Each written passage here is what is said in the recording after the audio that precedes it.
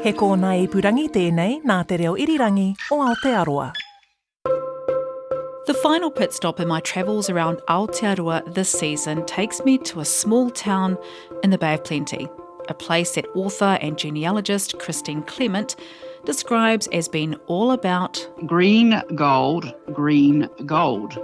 That should give you a hint as to where I am, and that green and gold are a critical part of this town's industrious legacy. So green was flax. It was a huge flax town. And next thing was the gold boom. There is gold on the hills behind Puke. That's right, I'm in Te Puke. But I bet if you guessed correctly, you were thinking about something else that's green and gold. Because today, that green or flax and the gold buried in the hills is replaced with something else. Something tasty and sometimes sour. Kiwifruit Country. Back in the 90s, the golf buggies would go around here shaped with kiwifruit-shaped roofs. Good afternoon, ladies and gentlemen, and welcome. Actually, those golf buggies were known as kiwi carts, and they were part of the horticultural theme park known as Kiwifruit Country, which opened its gates back in 1987. And even then, Kiwifruit Country itself was very iconic. Yes, iconic indeed. Though the park closed for good in 2016, its 8-metre high kiwifruit-shaped sign remains outside what's now Seeka, the local company's kiwifruit packhouse and cool store. So let's grab a teaspoon and chow down a couple of Hayward green or sun gold or even ruby red kiwifruit, all the while telling you the real reason I'm here, to find out more about the name Te Puke. A simple translation, it means the hill, but is it a simple and straightforward story? Well, let's find out. This is Nau Mai Town, a podcast about Aotearoa place names, called Justine Murray. Aho. So my mother came in 1957 as a 10-pound pom. She was a nurse. We've met local researcher and long-time Bay of Plenty resident Justine Clement already. And she begins our story right back with the arrival of the Te Arawa Waka. Back in the early to mid-1300s, the story goes that the waka survived a giant whirlpool. Now, the whirlpool's name was Te Korokoro o Te Parata. Now, this all happened before it hit New Zealand, sailing along the coastline before it arrived at Maketu, southeast of Tauranga and Papamoa. Now, as soon as they landed, the waka crew started naming things, including the hills. The captain of the waka, Tamati Kapua, spotted one hill that reminded him of something close to him. It's basically like that hill there reminds me of my son's nose. Well, either it's his son's nose or his own. In te reo Māori, it translates as Te Kūraitanga o Te Ihu o Tamati Kapua. It's essentially the land that makes up what's known today as Okure Peninsula, near Maketu. And Tamati Kapua was naming the land as a way of claiming the land.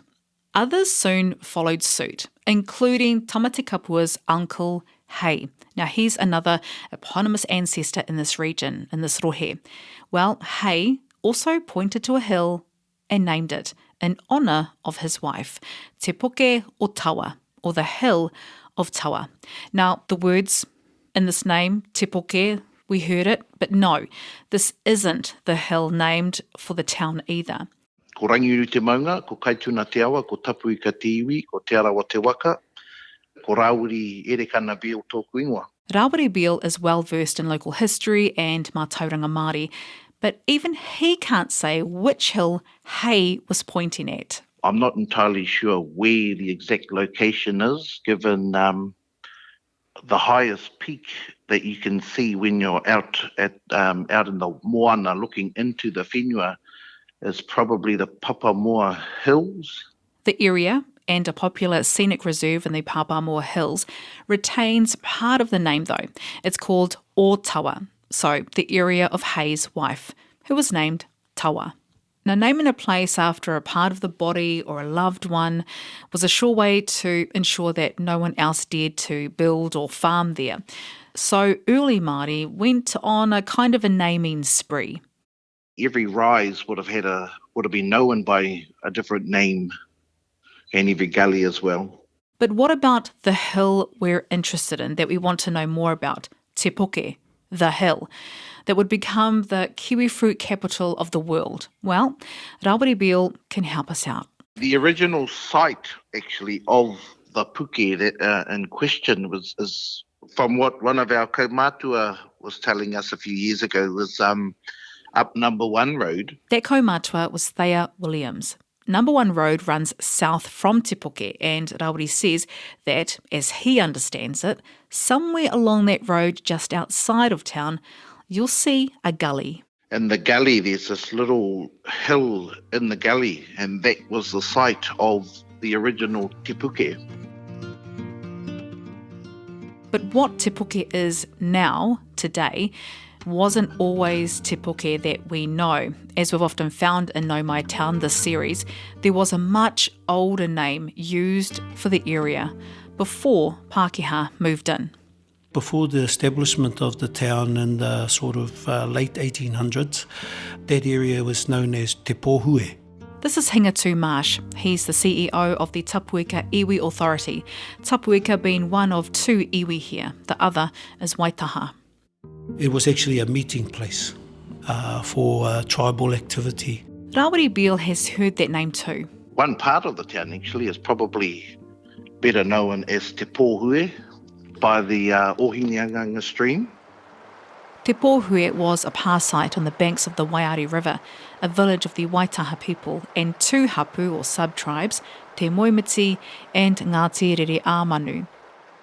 But that name didn't survive the arrival of European settlers.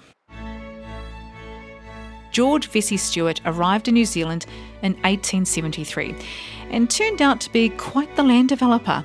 He bought and developed 2 settlements near Katikati before turning his attention to the land around Te Puke. George Vesey Stewart, he applied for some land, the Te Puke block, basically, to bring out settlers from Britain. Now, and then the Lady Justine sailed from Britain to Tāonga. And then the men wanted to go and look at their blocks in Te Puke. And of course, George Vesey Stewart had promised them, golden roads, buildings paved with silver and all this sort of stuff. Well, there was gold in the hills, but no yellow brick roads, or any roads at all. So, George Stewart declares, Oh, no, to get there, we're going to have to walk. And then they came down through what we would now call Manaweka, and then down Quarry Road and came into Te Puke there. it was a rough trek for the men, but they made sure it was slightly easier for their families to join them. For the women to get to Te Puke, they had to go out by Waka, down the coast and then in through to Makatu. There was a lot of swamps to cross and bridges to, creeks to be bridged, and so it wasn't an easy trip. Still, the land they found wasn't at all as it was advertised. It seems like George Vesey Stewart rather oversold the whole scheme. They got back to Tāonga and they wrote a very nasty letter to the Tāonga papers saying that, we've been sold a pup. The settlers, they dug in, and the town was settled in 1880. The flax growing in the surrounding wetlands had been milled and traded for some years by the stage, and soon farms, forests and fruit trees sprung up as well. In 1895, the gold was added to the green when deposits were found at Muir's Reef, about 12 kilometres south of Te Puke. The town was growing and expanding, but Christine makes the same point as Rawiri. It wasn't happening on that hill in the gully down Number 1 Road. Te Puke itself is not where the township is now. It was actually a little bit out of town. So, to wrap up this part of the story, you might be wondering who gave Te Puke its name. Was it Tamati Kapua or his uncle Hay? The short answer is, well, we don't know. Rawiri Beale says it's likely it was an ancestor from the Te Arawa Waka, but he's not sure. What is certain is that Te Puke is world famous for its kiwifruit, and what better way to say that out loud than by building an 8-metre kiwifruit-shaped sign. Where have we stopped outside of now, Neil? We're at the big kiwifruit now. It's probably the most iconic symbol in Te Puke. I'm with Neil Tikani. He's the Māori business manager at Sika, which grows and sells kiwifruit far and wide from its base in Te Puke. Sika took over the old Kiwifruit theme park site, the old Kiwifruit Country, back in 2015 for its new corporate headquarters. And before long, they were joined by a few friends. And how long have the worm farms been in operation for? Probably about 5 years. So inside there, did you want to go have a look? No, I'm all right. A lot of the waste from our kiwifruit orchards go in there, and the worms activate it and create compost. So that gets regenerated back into our orchards again. At the moment is our harvest season, which is a very busy time of the year. Kiwifruit Industries has employed around 120, 140 staff. Kiwifruit Country itself was very iconic. Probably the only tourist venture advocating kiwifruit. Of course, back in the day then, it wasn't as mature as it is today. So yeah, they were pioneers back in the day. And here at Sika, they account for about 30% of New Zealand's kiwifruit production. We expect to do about 47, 48 million trays this year, which is a huge number. And while the green, gold and of course ruby red is doing well here and in overseas markets, Hingatu Marsh says it's no surprise given this whenua was a pātaka kai. Tapuika was renowned in Te Arawa as the food bowl, both from a pātaka sense, not only for mātaitai and kaimoana, but also for hua whenua. Hua whenua means vegetables, avocados and, especially, Marakai for our kumara. And they're still growing vegetables. Actually, right in the middle of town. The community garden is in Jellicoe Street, just over the fence from the New World supermarket. And it's here I meet Joe Reha.